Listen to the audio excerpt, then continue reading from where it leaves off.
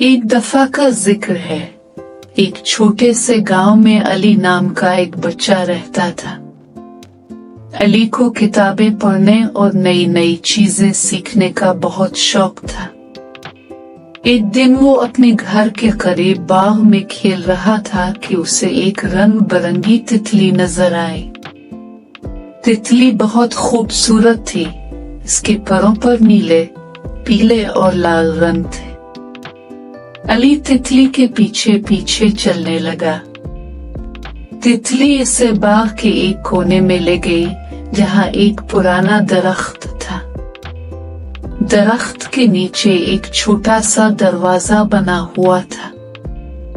अली हैरान हुआ और आहिस्ता से दरवाजा खोला।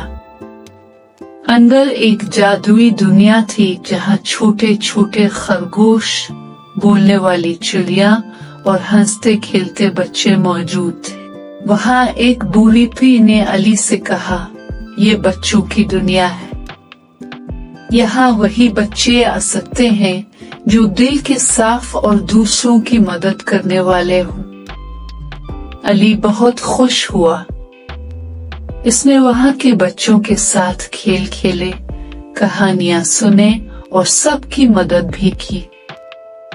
शाम होने लगी तो पी ने अली को एक खूबसूरत किताब तोहफे में दी और कहा, हमेशा सच बोलना, मेहनत करना और दूसरों से मोहब्बत करना, यही असल जादू है।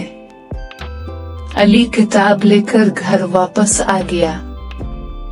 इस दिन के बाद वो पहले से भी ज्यादा अच्छा और मददगार बच्चा बन गया। सबक: अच्छे अखलाक और दूसरों की मदद इंसान को खास बना देती है।